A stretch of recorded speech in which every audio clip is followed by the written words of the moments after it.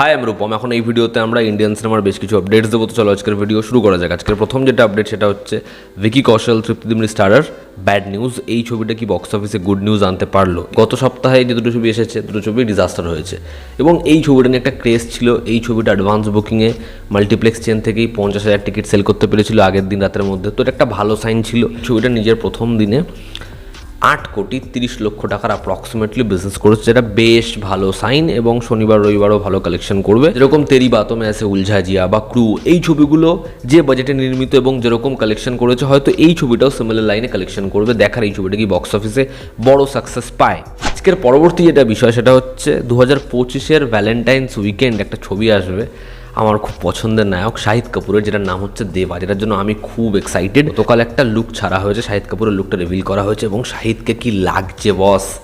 শাহিদ যেরকম physically transform হয়েছে, যেরকম তার বিয়ার্ড, যেরকম তার হেয়ার স্টাইল, যেরকম তার সোয়াগ এবং কালারের মধ্যে ওই যে এক্সট্রাকশনের অ্যাপ্রোচ, সেটা আমার সলিড লাগছে। ছবির পরিচালক খুব ভালো। এই পরিচালকের আমি মুম্বাই পুলিশ দেখেছিলাম, যেটারই এটা রিমেক হওয়ার কথা ছিল, তবে এটা কোনো রিমেক নয়। তো দারুণ পরিচালক, দারুণ টিম এবং শাহিদের এই যে 2.0 ভার্সন বস, সেটা জাস্ট সলিড। আমি তোমাদেরকে একটা আপডেট দিয়েছিলাম যে রক্তবীজ বলে একটা সিরিজ আসছে, বাংলার রক্তবীজ নয়। এই শোটা রাজ অ্যান্ড ডিকে বানাচ্ছে, আদিত্য রয় কাপুর, সামান্থা এবং ওয়ামিকা গব্বিকে দেখতে পেতে চলেছি। তো এই শো নিয়ে আরও কিছু ডিটেলস জানা গেছে, যেটা তোমাদের খুব ভালো লাগতে চলেছে। এই শোটা কে পরিচালনা করতে চলেছে জানো? রাজ অ্যান্ড ডিকে কিন্তু শুধুমাত্র প্রডিউসার। এই শোটা পরিচালনা করতে চলেছে রাহি অনিল বড়ভে।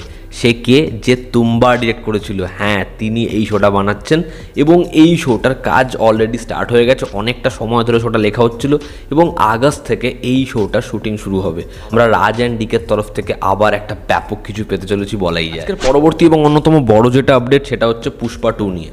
পুষ্পা 2 এর জন্য আর 15 দিনের শুটিং বাকি রয়েছে, যেটা হবে রামোজি ফিল্ম সিটিতে, যেখানে দুটো মেজর ইভেন্ট হবে। একটা হচ্ছে আইটেম সং, যেটা পরে প্ল্যান করা হয়েছে, এবং আরেকটা হচ্ছে একটা ফেস অফ সিকোয়েন্সের যে কাজ, সেটা হবে এই ফিল্ম সিটিতে এবং সেটা 28শে জুলাই থেকে হবে। এই শুটিং কমপ্লিট হবে সেপ্টেম্বরের প্রথম বা দ্বিতীয় সপ্তাহে, তারপরে এডিটিং চলবে, এমনটাই জানাচ্ছেন ছবির অন্যতম প্রডিউসার। দেখার সব কিছু কমপ্লিট হয়ে ভিএফএক্স ওয়ার্ক হয়ে সেটা ডিসেম্বরের 6-এর মধ্যে আসে কিনা।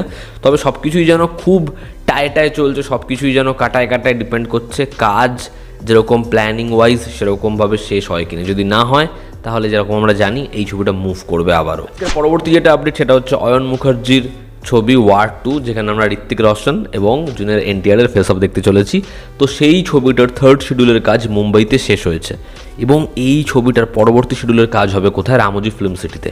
এবং সেখানে একটা বিশাল সেট ফেলা হয়েছে, যেখানে আমরা এই দুজনের একটা ফাইট সিকোয়েন্স দেখতে চলেছি এবং যেখানে ঋত্বিকের পোর্শনটা বেশি পরিমাণে শ্যুট হবে, যে কারণে ঋত্বিকের ডেট সেখানে আগে।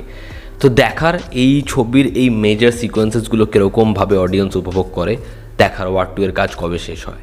আনন্দ দেবরকোন্ডার ছবি, অ্যাক্লেমড হওয়া ছবি বেবি, সেটাও হিন্দিতে রিমেক হতে চলেছে। গীতা আর্টস এবং ফ্যান্টম ফিল্মস তারা অ্যাসোসিয়েটেড হয়ে এই ছবিটা বানাতে চলেছে। দেখার এই ছবিতে ফেস হিসেবে আমরা কাকে দেখতে পাই। কালকির টিম দুজন ট্রেড এক্সপার্টের ওপরে অ্যালিগেশন এনেছে এবং তাদেরকে লিগ্যাল নোটিশ পাঠিয়েছে। দেখো, যখন কালকি ছবিটা আসে আমরা কিছু নোংরামো হতে দেখি, হ্যাঁ আমি ডিরেক্ট নাম নেব না, কিছু নোংরামো হতে দেখি, যেটা তোমরা সবাই দেখো। কিন্তু ঠিক আছে, সবার নিজের একটা পারসেপশন রয়েছে, সিনেমা ভালো লাগতে পারে, খারাপ লাগতে পারে, কিন্তু এদেরই আদিপুরুষের ট্রেলার দেখে অর্গ্যাজম হয়। আদিপুরুষ, সেটা বড় পর্দায় যখন 3D গ্লাস দিয়ে দেখবে কি লাগবে। এদের পুরনো পোস্টে সেগুলো পরিষ্কার, এরা আদিপুরুষকে কি রেট করেছিল, কিন্তু তারাই জোর করে যেভাবে কালকিকে ক্রিটিসাইজ করে, নোংরামি করে, সেটা লোকের চোখ এড়ায় না। এবং তারপরে বক্স অফিস কালেকশন নিয়ে যে জিনিসপত্রগুলো করে সেটাও কিন্তু অডিয়েন্সের কাছে পৌঁছায় এবং এদের সাথে বাদবাকি ট্রেড এক্সপার্টের ফিগারের মধ্যে আকাশ পাতাল তফাৎ ছিল, যে কারণে ছবির প্রডিউসার এদেরকে লিগ্যাল নোটিশ পাঠায়। এবার দেখার পরবর্তী সময় এই ঢোঙি ট্রেড এক্সপার্টরা আরও এক্সপোজ হয় কিনা। তো এই ছিল আজকের ভিডিও। ভালো লেগে থাকলে লাইক করো, শেয়ার করো, সাবস্ক্রাইব করো। তোমাদের কি অপিনিয়ন জানিও, জনতা আমাদের পাশে আছে। আবার দেখা হচ্ছে, টেক কেয়ার।